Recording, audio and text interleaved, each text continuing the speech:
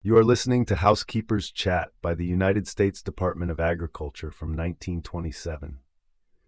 Disclaimer: this is read from a historic archive document.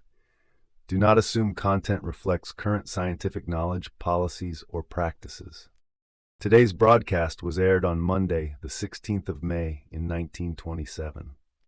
At some time in her life, nearly every homekeeper has felt an urge to make the delicacy known as sun-preserved strawberries. While the berries are in season and the sun is hot, let's put up a few jars of strawberry sun preserves for company dinners.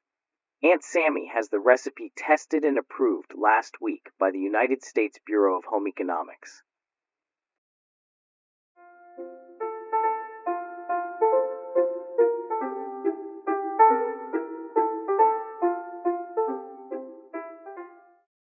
One day recently, I called on the recipe lady in the Bureau of Home Economics to see if she had anything new in the way of good things to eat. "Good morning, Aunt Sammy," said she. "Come in and make yourself at home and tell me what your radio friends are writing you this week." I sat down in the recipe lady's office, which is next to her kitchen, and told her about the many delightful letters you have written, thanking me for the radio cookbook. I always let the recipe lady read the letters. She is just as much interested in them as I am. You see, she develops or tests every recipe that is broadcast in the Housekeepers' chats, and naturally she wants to know what you think of her cooking. She agrees with me that Aunt Sammy has a most appreciative audience, and that it's easy to plan programs and develop new recipes for women who write such friendly letters. Well, we were talking along and making plans for next year when suddenly the recipe lady exclaimed, "Excuse me a minute, Aunt Sammy. I forgot to turn them today." And she left, just like that, without another word. Now what, I wondered, is she going to turn? It can't be pancakes at this time of day. Besides, she went outdoors. I had just about concluded that the recipe lady had an incubator somewhere on the place and had gone out to turn the eggs when she came back. "I don't have very many," she explained. "So it didn't take long to turn them." "To turn what?" I asked politely. "My strawberries," said the recipe lady.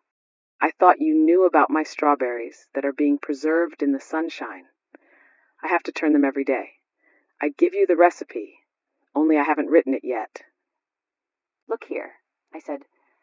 "Do you mean to tell me that you have a perfectly good recipe for strawberry sun preserves and won't give it to me?" "Well," said the recipe lady, "come out and look at them and taste them, and maybe if you want the recipe, I can tell it to you. Bring your pencil." We went outside. I tasted one sun-preserved strawberry. I turned to the recipe lady with strawberry syrup and determination on my face. "My friend," said I will not stir from this spot until you tell me all you know about strawberry sun preserves. It would be a crime to keep this recipe from a waiting world." Seeing that there was no help for it, the recipe lady sat down with me on the grass and discussed strawberry sun preserves. "Aunt Sammy," she began, "there is one point you must remember. In making preserves, whether they are cooked in the sunshine or on the stove, the better the fresh fruit, the better the preserved fruit. If you have a perfect fresh product, you are quite likely to have a first-class cooked product. So when you select your strawberries for sun preserving, get the biggest, nicest berries available in your garden or on the market, and use the fruit as soon as possible after it is picked. There's so much water in strawberries that they will shrink somewhat at the best, and the smallest ones will shrink up into small, hard knots. Choose the biggest, most solid berries for the sun preserves, and use the smaller ones for the syrup. One more point. In cooking red fruits, remember that lemon juice helps bring back the original color, or develop it. That's why I used it in my strawberry sun preserves." "Now," said I, taking my green fountain pen from my pocket, "please tell me just exactly how you made these sun preserves, so I can broadcast the directions. Talk slowly, please, because my shorthand is very feeble." Then she gave me her directions. "Take your pencils if you want to write the recipe." "The ingredients I used," said the recipe lady, were 3 cups of small strawberries, which made about 1 pound, 2 pounds of selected strawberries, and 2 pounds of granulated sugar. Wait a second, said I. See if I have it down just right. 3 cups of small strawberries, which make about 1 pound, 2 pounds of selected strawberries, and 2 pounds of granulated sugar. Correct, Said the recipe lady, smoothing her neat white apron.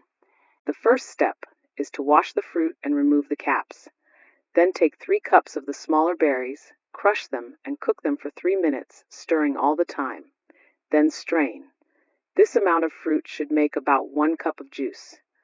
I've tried this recipe time and again, and 3 cups of berries always make 1 cup of juice. To this cup of juice, add the 2 pounds of granulated sugar. Heat slowly until the sugar is entirely dissolved. Then remove from the fire and drop the large berries into the syrup.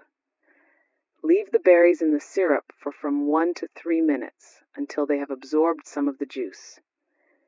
Then drain the berries from the syrup and place them carefully on shallow pans, enamelware, or platters.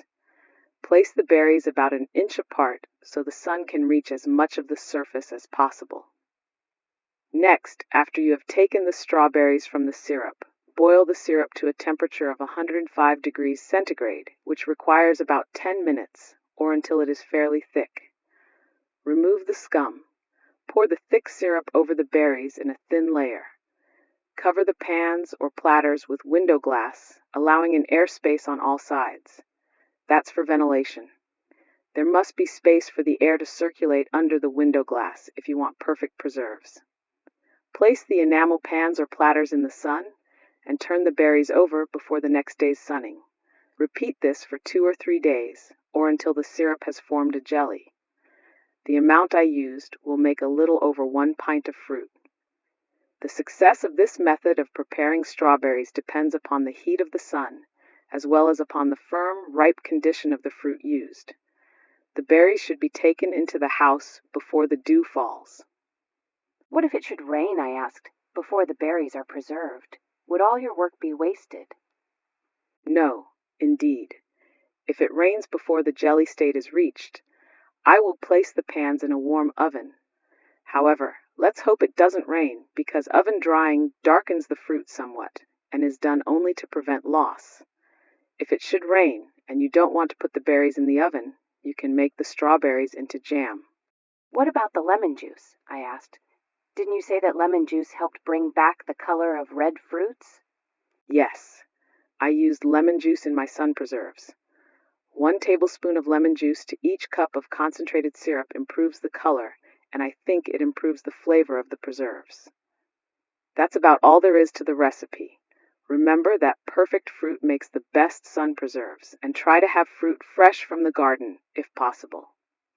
I thanked the recipe lady for her recipe, and after another taste of her sun preserves, I left. Tomorrow I shall talk about house cleaning, and perhaps give you a new recipe.